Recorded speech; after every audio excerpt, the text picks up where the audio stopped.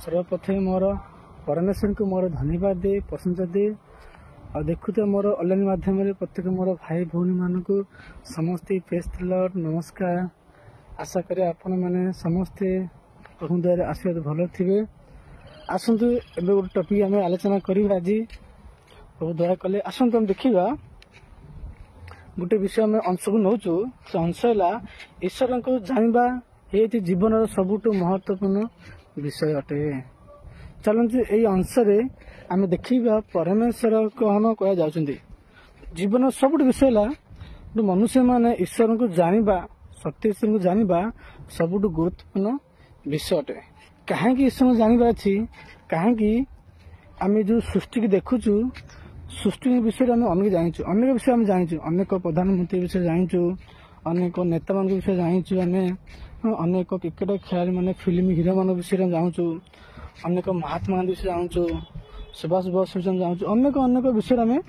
समस्त बसने किसी ना किसी नॉलेज अच्छी आ पेपर पढ़ले जना पड़े कार का जीवन कौन विषय आम जापा से आज गोटे एमती गोटे विषय नहीं कि आम आसीचु जो विषय प्रत्येक पृथ्वी मनुष्य मैंने यहाँ जानवर निहाती आवश्यक अटे। से मोर भाई भौणी मैंने कहीं आवश्यक अटे कहीं जानिले आम जीवन पाइबा। आम तो अनेक विषय आम जानी जाइए ठीक अच्छे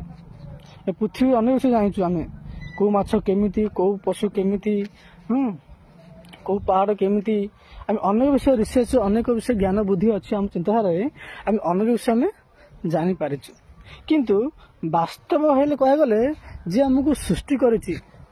जी आमको गढ़ी तांको कौन आम जानिबानी कि जी आमको अनंत जीवन दवाई कहउचंती प्रतिज्ञा तांको से आमको जानिबानी कि जी आमको आमर पाप क्षमा करुचंती तांको से आम जानिबानी कि जी आमको महा गर्भरू आमको तैयारी करछि पृथ्वी उष्टा आनिचंती तांको आम जानिबानी कि हाँ प्रिय मोर भाई भौणी मैंने आमको से परित्राण दब आमको से अनंत जीवन दब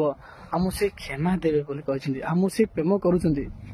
तांको हम जानिबार अच्छे। से सृष्टि की देखिकी सृष्टिकर्ता को आम जानवर अच्छी यहाँ जीवन प्रत्येक मनुष्य यहाँ निहाती आवश्यक कहीं मनुष्य मैंने ऑटोमेटिक तैयारी होना मनुष्य मैंने ऑटोमेटिक पृथ्वी आसी ना बहुत योजना अच्छी ईश्वर जे आमको सृष्टि कर पृथ्वी पृष्ठ को आनी गोटे योजना अच्छी से मनुष्य जीवन मनुष्य जन्म कहीं मुख्य प्रथम प्रश्न हबार अच्छी जे मत जगत को पठेजी मुझे जानवर अच्छे चिन्हबार अच्छी बुझीबार अच्छी यहाँ जानवर सब बड़ गुरुत्वपूर्ण विषय अटे। से चलते प्रिय मोर भाई भौणी मैंने आम देखा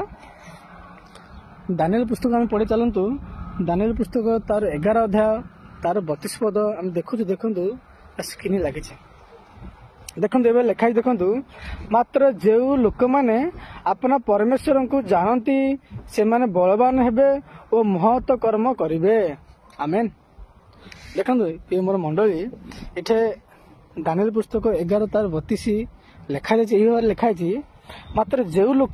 लोक मैंने अपना परमेश्वर को जानती देखो ये पृथ्वी जी मनुष्य मैंने अच्छा परमेश्वर को जानवा निहाती आवश्यक अटे। एटा गुरुत्वपूर्ण विषय अटे कहीं आवश्यक कहीं तुम मालिक अटंती सेमती आम जगत आम बाप माँ को आम बुझी पार्छु जानी पार्छु चिन्ह पार्छु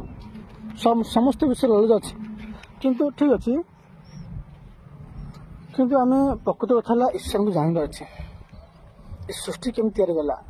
हाँ आम कहीं आसिले आम जगत आम कौन कर आसीचु महिला पर आम कुआड़े जीवा वास्तव महिला पर आम कुआड़े जीवा तो आसला सीना किसी विषय से प्रिय मोर भाई भौणी मैंने यहाँ निहाती आपण मैंने जानवर आवश्यक अटे आ न जाना आप बहुत बड़ क्षति हे। चलते आम देखा आउ गोटे विषय देखा परमेश्वर कहती माने देखो सॉरी परमेश्वर कहती ज्ञानी मैंने अपना ज्ञान दर्पण करू बलवान अपना बल दर्पण करू धनवान अपना धन दर्पण करू जी आमको चिन्ह जाने